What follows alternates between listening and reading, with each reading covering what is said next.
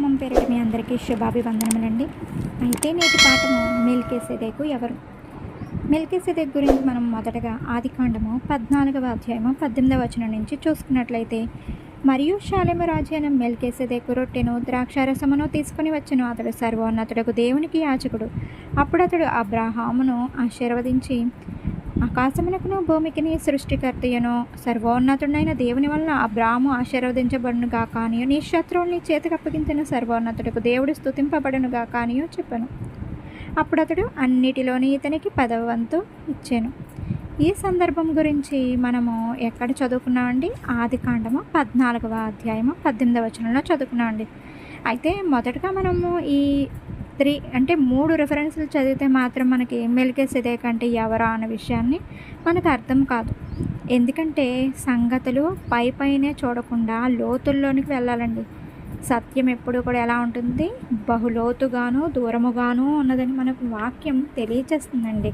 మనకు ఈ మాటని గురించి మనకి కొత్త నిబంధన గ్రంథంలోని హెబ్రీ పత్రిక 7వ అధ్యాయము మొదటి నుంచి మనం చదువుకున్నట్లయితే మనకు అర్థమవుతుందండి.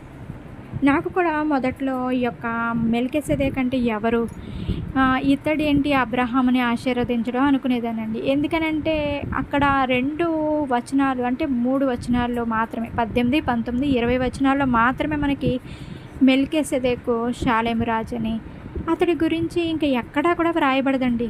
అయితే ముందు అధ్యాయం చదివినా తర్వాత అధ్యాయం చదివినా ఏంటి అసలు మెల్కీసెదెకు అంటే ఎవరు? అబ్రహాం అంటే మనకు తెలుసు. ఎందుకంటే దేవుడు అతన్ని ఆశీర్వదించినట్లు, అతన్ని దేవుడు పిలిచి నేను నీకు కనాను దేశాన్ని ఇస్తాను అని చెప్పినట్లు, నీ సంతానాన్ని అభివృద్ధి పరిచదను అని చెప్పి దేవుడు ఆశీర్వదించినట్లుగా మనకు తెలుసు. కానీ ఇక్కడ మెల్కీసెదెకు ఎవరు? అబ్రహామునే ఆశీర్వదించినట్లుగా వ్రాయబడింది అని చెప్పేసి చాలా అర్థమయ్యేది కాదండి వాక్యం. అయితే కొంచెం వాక్య పరిశీలన అనేది నేర్చుకోవడం ఎప్పుడైతే మొదలుపెట్టానో అప్పుడు నాకు మెల్కీసెదెకు అంటే ఆన్సర్ దొరికిందండి. అదే మనం చూసుకున్నట్లయితే హెబ్రీ పత్రిక 7వ అధ్యాయం 1వ వచనంలో, రాజుల్ని సంహారం చేసి తిరిగి వచ్చుచున్న అబ్రహామును ఎవడు కలుసుకున్న అతను ఆశీర్వదించెనో అని చెప్పి ఈ యొక్క అధ్యాయం అంతా కూడా మనకి చదువుకున్నప్పుడు బాగా తెలిసిందండి. రాజుల్ని సంహరించి అంటే అబ్రహాము అప్పటికి ఏం జరిగిందంటే ముందు సందర్భంలో అబ్రహాము గారిని దేవుడు ఎప్పుడైతే పిలిచాడో అతనితో పాటు అతని సహోదరుని లోతు భార్య కూడా, అతని యొక్క పనివారు కూడా వీరితో పాటు అబ్రహాముతో పాటు రావటం అనేది జరుగుతుందండి. అయితే ఇతడేమో లోతు గారేమో సొదొమ గొమొర్రా పట్టణం అనేది చాలా అందంగా ఉందని అటువైపు వెళ్ళటం జరుగుతుంది. అయితే కొన్నాళ్ళకి సొదొమ గొమొర్రా పట్టణాలని కొంతమంది రాజులు వచ్చి వారిని ఆ పట్టణాలని పట్టుకొని వెళ్ళిపోవడం, అక్కడున్న స్త్రీలను కానీ మనుషుల్ని ఆస్తుల్ని పట్టుకొని వెళ్ళిపోయినప్పుడు జరిగిన సందర్భం అండి.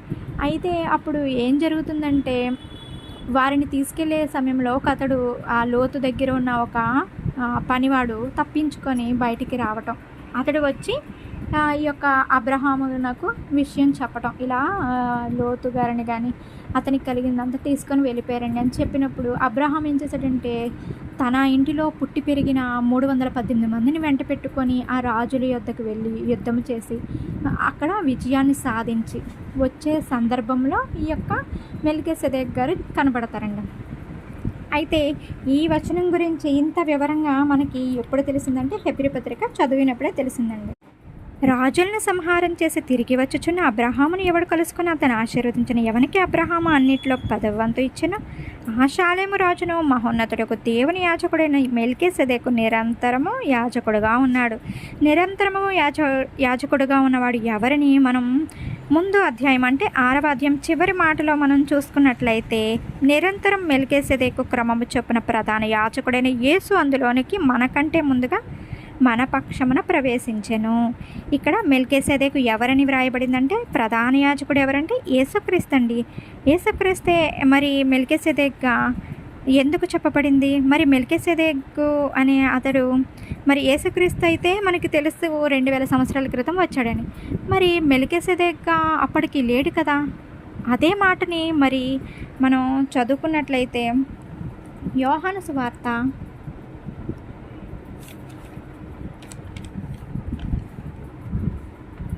8వ అధ్యాయము 56వ వచనంలో కూడా మీ తండ్రి అయిన అబ్రహాము నా దినము చూతునని మిగిలి ఆనందించను, అది చూచి సంతోషించను.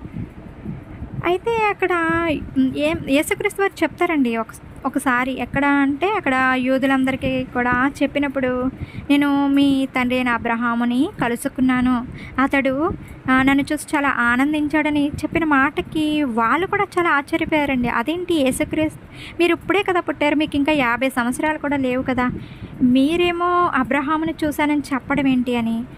అంటే మరి వారికైతే తెలియదండి యేసుక్రీస్తుకి ఆది అంతం అనేది ఉన్నదా, లేదు కదండి.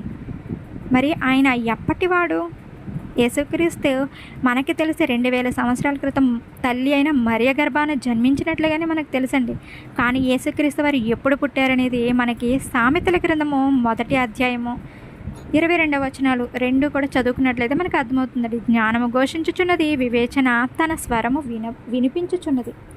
అంటే జ్ఞానం అంటే ఎవరండి అంటే యేసుక్రీస్తు వారండి.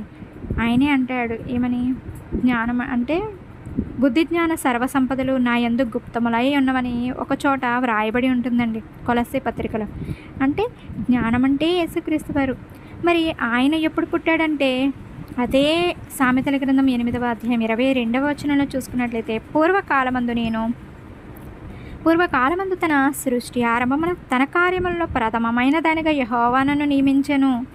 అంటే అప్పటికి ఏమీ కూడా అంటే భూమి కానీ ఏది అసలు మొదటగా వెలుగు కానీ ఏది కలగకముందే దేవుడు ఏం చేశాడంటే మొదటగా యేసుక్రీస్తుని సృష్టించినట్లు. అంటే మొదటగా యెహోవా నన్ను నియమించను అంటే దేవుడు ముందుగా కలిగించింది దేన్ని అంటే యేసుక్రీస్తు వారిని. భూమి ఉత్పత్తి అయిన కాలమునకు పూర్వము నేను నియమింపబడితిని. ప్రవాహ జలములు లేనప్పుడు, నీళ్లతో నిండిన ఊటలు లేనప్పుడు నేను పుట్టితిని. పర్వతములు స్థాపింపబడకమునుపు, కొండలు పుట్టకమునుపు, భూమిని దాని మైదానములను ఆయన చెయ్యకమునుపు, నేలమట్టిని రవ్వంతయు సృష్టింపకమునుపు నేను పుట్టితిని. అంటే యేసుక్రీస్తు వారు పుట్టింది మనకు తెలిసి 2000 సంవత్సరాల క్రితం తల్లి అయిన మరియ గర్భాన జన్మించారని. కానీ ఇక్కడ మనకి ఏం తెలియచేస్తుందంటే సృష్టి ఆరంభమున మొదటగా యెహోవా నన్ను నియమించాడు. అంటే మొదటగా పుట్టినది ఎవరంటే యేసుక్రీస్తు వారండి. అయితే ఇక్కడ మనం హెబ్రీ పత్రిక ఒకసారి వచ్చినట్లయితే 7వ అధ్యాయము 3వ వచనంలో ఏమని వ్రాయబడి ఉంటుందంటే, అతని పేరునకు మొదట నీతికి రాజు అని మనకి ఎక్కడ కనిపిస్తుందంటే జకర్యా గ్రంథము 9వ అధ్యాయము 9వ వచనంలో ఒక్కసారి చూసుకున్నట్లయితే, నీ రాజు నీతిపరుడును రక్షణ గలవాడును దీనుడై గాడిద పిల్లను ఎక్కి నీ యొద్దకు వచ్చుచున్నాడు. అంటే ఇక్కడ నీతిపరుడును రక్షణ గలవాడును దీనుడై గాడిద పిల్లను ఎవరండి ఎక్కి వచ్చారంటే మనకి యేసుక్రీస్తు వారిని మనకి స్పష్టంగా అర్థమవుతుందండి. మరి అలాగే తర్వాత వచనం ఏమని ఉంటుందంటే సమాధానపు రాజనియో. అదే మాట మనకి హెబ్రీ పత్రికలోనే నీతికి రాజనియో, తర్వాత సమాధానపు రాజు అనేది మనకి యెషయా గ్రంథము 9వ అధ్యాయము 6వ వచనంలో చూసుకున్నట్లయితే, ఏలయనగా మనకు శిశువు పుట్టెను, మనకి కుమారుడు అనుగ్రహింపబడెను, అతని భుజముల మీద రాజ్యభారముండును, ఆశ్చర్యకరుడును, ఆలోచనకర్త అయిన బలవంతుడైన దేవుడు, నిత్యుడకు తండ్రి, సమాధానకర్తయకు అధిపతి అని అతనికి పేరు పెట్టబడెను. అంటే సమాధానమునకు కర్త అని. అంటే ఇక్కడ మనకి యేసుక్రీస్తు అని స్పష్టంగా ఇంకా బాగా అర్థమవుతుందండి. మరి ఆయన భుజముల మీద ఏమున్నదంటే రాజ్యభారం ఉన్నది. నిజమేనండి. మరి యేసుక్రీస్తు ఎప్పుడైతే ఈ భూమి మీదకి వచ్చి ఉన్నారో అప్పటి నుంచి ఆయన యొక్క రాజ్యం అనేది స్థాపించబడిందండి. మరి అలాగే మనం పరిశీలనగా చూసుకున్నట్లయితే, మరి అతడు తండ్రి లేనివాడును, తల్లి లేనివాడును, వంశావళి లేనివాడును, జీవితకాలమునకు ఆది అయినను జీవమునకు అంతమైనను లేనివాడినై ఉండి దేవుని కుమారుని పోలి ఉన్నాడని వ్రాయబడిందండి. తల్లి అయినను తండ్రి అయినను అంటే అప్పటికి షాలేము రాజుగా ఉన్న అబ్రహాము కాలానికి యేసుక్రీస్తు వారికి తల్లి అయినను భౌతికంగా తల్లిదండ్రులు లేరండి. మరి ఎప్పుడైతే భూమి మీదకి వచ్చారో అంటే ఇప్పుడు ఈ వాక్యం రాయబడిన తర్వాత మనకి యేసుక్రీస్తు వారు ఆ యొక్క భౌతికమైన తల్లిదండ్రులు అంటే మరియా గర్భాన్ని ధరించింది పరిశుద్ధాత్మని.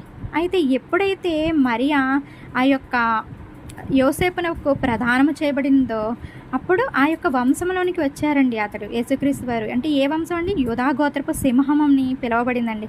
మరి అలాగే యేసుక్రీస్తు వారు ఇప్పుడు తల్లి ఉన్నారు, తండ్రి ఉన్నారు.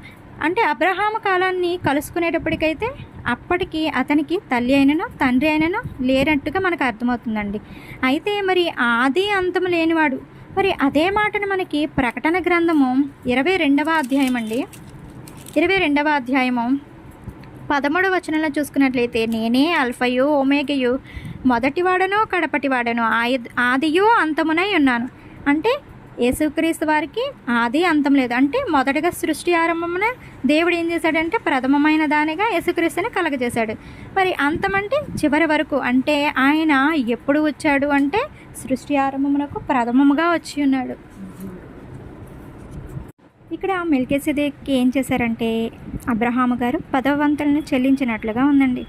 అంటే ఇక్కడ హెబ్రీ పత్రిక 7:9 వచనంలో, అంతేకాక ఒక్క విధమున చెప్పిన యెడల 10వ వంతులను పుచ్చుకుని లేవియు అబ్రహాము ద్వారా దశమాంసములను ఇచ్చెను. ఎలాగనగా మెల్కీసెదెకు అతని పితరుని కలుసుకున్నప్పుడు లేవి తన పితరుని గర్భంలో ఉండెను. అంటే ఇక్కడ అబ్రహాము గారి సంతానం నుంచి వచ్చిన ఈ యొక్క ఇశ్రాయేలీలు ఎంతమంది అండి? 12 గోత్రాల వారు. 12 గోత్రాల వాళ్ళకి కూడా దేవుడు 11 గోత్రాలకి స్వాస్థ్యమని ఇచ్చారు. అయితే లేవీయులకైతే స్వాస్థ్యం ఇవ్వలేదు కనుక దేవుడు ఏం చెప్పారంటే మిగతా 11 గోత్రాలు కూడా 10వ వంతులను, మీకు కలిగిన వాటిలో 10వ వంతులను దశమాంసములను లేవీయులకి అప్పగించమని దేవుడు ఆజ్ఞగా ఇవ్వడం జరిగింది. అయితే ఇక్కడ మెల్కీసెదెకు ఏం చేశారంటే మెల్కీసెదెకుకి అబ్రహాము గారు 10వ వంతులను చెల్లించినట్లుగా ఉంది. అంటే లేవీయులు కూడా ఒక క్రమమును చూసుకున్న ఎడల మెల్కీసెదెకు అంటే ప్రధాన యాజకుడైన యేసుక్రీస్తుకి దశమాంసములను ఇచ్చినట్లుగా వ్రాయబడింది. అంటే మెల్కీసెదెకే యేసుక్రీస్తు అని వీటిని బట్టి చక్కగా మనకే అర్థమవుతుందండి. కాబట్టి దీని గురించి మీరు తెలుసుకోవాలని, ఇంకా మరలా అర్థం కాకపోతే మరొకసారి విని దీని గురించి ఇంకా పరిశీలనగా తెలుసుకోవాలని ఆశపడుతూ ఈ నా మాటలు ముగిస్తున్నానండి. God bless you all.